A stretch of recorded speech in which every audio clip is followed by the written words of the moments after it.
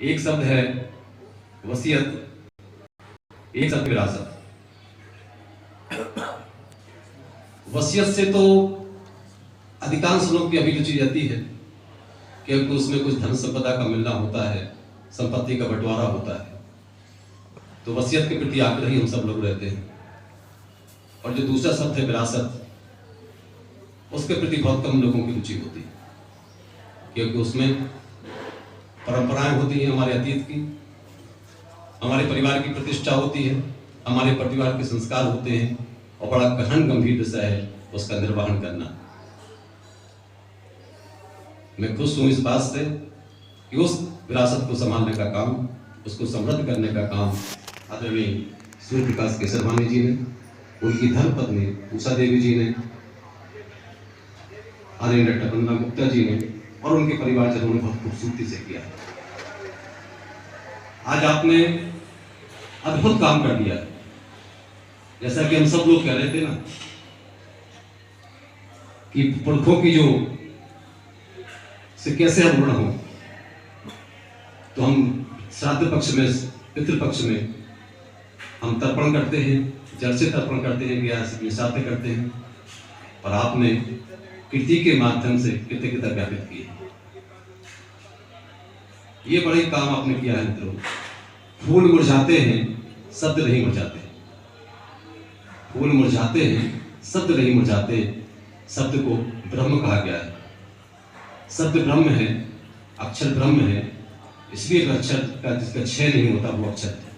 और आपने शब्द ब्रह्म के माध्यम से, इस कृति के माध्यम से जो आपने कृतज्ञता ज्ञापित की है, जो श्रद्धा व्यक्त की है, वो मित्रों अद्भुत है। ये पुस्तक कालजयी बनेगी क्योंकि शब्दों का कभी क्षय नहीं होता। कभी कभी मुझे लगता है कि कोई कालखंड होता है, जैसा कि अभी तिथियों की बात हुई, इतिहास की बात हो रही थी, कि कोई कालखंड विशेष होता है जहां महापुरुषों का ही प्रादुर्भाव होता है। कभी एक सी तारीख हो रही थी कि 14 जनवरी को राजा प्रताप सिंह चंद्र जी का भी जन्म जयंती है। 14 जनवरी को ही उनकी धर्मपत्नी रानी गोमती बीबी का भी जन्मदिन है। तो मैं भी कुछ पीछे चला गया, ये बात क्या है। तो अब काल देखोगे कि 12 जनवरी को विवेकानंद जी की जयंती मनाई। तो 12 जनवरी 1863 में 1863 में कलकत्ता में एक नरेंद्र नाम का व्यक्ति पैदा होता है जो कालांतर में विवेकानंद बनते हैं 1863 में। 400-500 साल के इतिहास में यदि पूरी दुनिया का किसी ने अपने विचार से, अपने दर्शन से, अपने कर्म से प्रभावित किया है तो उस आदमी का नाम है मोहनदास करमचंद गांधी।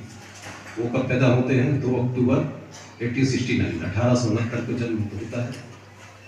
उसी दशक 10-15 साल के अंतराल में आप देख लीजिएगा, 1863 में विवेकानंद पैदा हो रहे हैं, 1869 में महात्मा गांधी पैदा हो रहे हैं।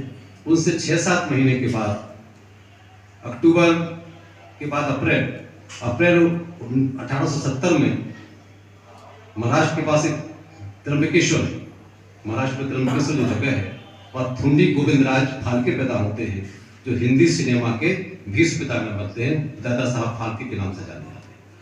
6-7 महीने के अंतर से।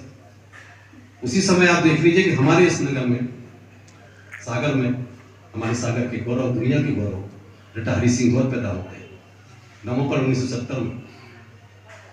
1971 में पथरिया में पंडित माधवराव शप्रे पैदा होते हैं जो हिंदी पत्रकारिता के जनक माने गए। पहली हिंदी कहानी टोकरी भर मिट्टी के लेखक माधवराव शप्रे। 1872 में अरविंदो पैदा होते हैं, वही समय है। 1871 में प्रताप चंद्र जी पैदा हो रहे हैं। 1876 में गोमती बीबी पैदा हो रही। तो अद्भुत ये काल है मित्रों। आप देखेंगे कि उस काल ने पूरी दुनिया में अपना तहलका मचाया, अपने विचारों से परिवर्तन लाया, और इस तरह से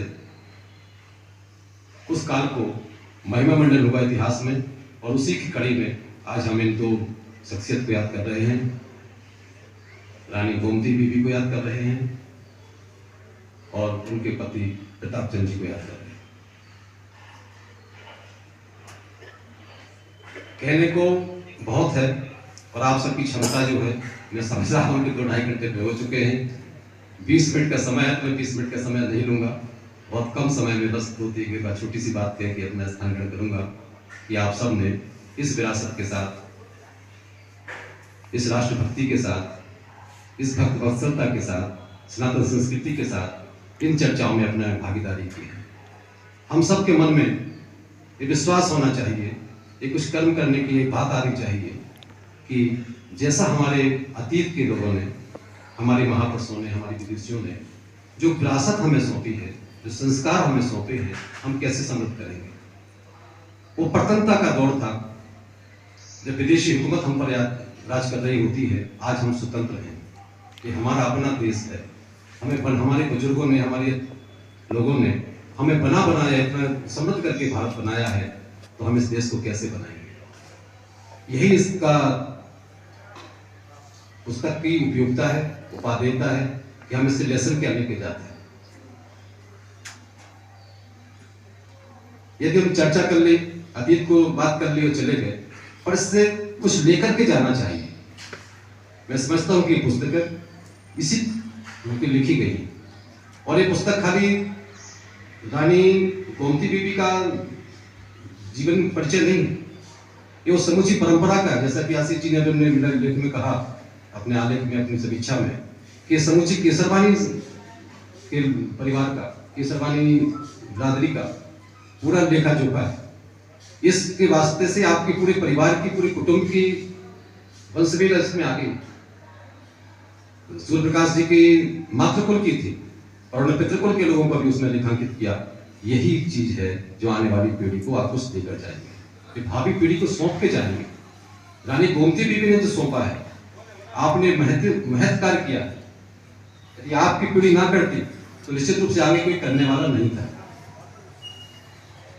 और आपने वो सब काम कर दिया जो आपसे अपेक्षित भी था, जो इस वंश परंपरा को बनाने में, राष्ट्र की परंपरा को, समाज की परंपरा को समृद्ध करने में, अतीत के गौरव को हमसे अभिभूत कर देने में ये कृति आपकी सक्षम है। मैं पूरी प्रामाणिकता के साथ, विश्वसनीयता के साथ कह सकता हूँ कि आपने इस पुस्तक का जो प्रणयन किया है वो प्रामाणिकता के साथ किया। जो एनेक्सर लगाए हैं, जो दस्तावेज उसके साथ जोड़े हैं, वो अद्भुत है। एनेक्सर लगते हैं, हम कहीं कहीं से लेते हैं, पर जस्टिस साहब के कारण से उसकी बहुत महत्वपूर्ण दस्तावेज इसमें आ गए हैं, और उसको आ जाने से इस कृति की उपादेयता, इसकी प्रामाणिकता, इसकी विश्वसनीयता और बढ़ गई है। मैं समझता हूँ कि इस कृति के माध्यम से हमें रानी गोमती बीबी के औदार्य को, उनके योगदान को, उनके अवदान को सदियों सदियों तक समझने में काम आएगा। रानी गोमती बीबी की कीर्ति, उनकी धवल कीर्ति को आपने जो प्रकाशित किया है, जो आलोक दिया है, निश्चित रूप से स्वागतनीय है, अभिनंदनीय है। और आप सबको मैं साधुवाद देता हूँ। संस्था के सदस्यों को, आदरणीय वंदना जी को, उमाकांत गुप्ता जी को, उमाकांत मिश्र जी को, कि आपने मुझे इस महत्वपूर्ण अवसर पर, इस अकादमिक वक्तव्य के साथ में, इससे बड़े लोगों से परिचय कराने में और इनके साथ अपना संवाद करने में दिया।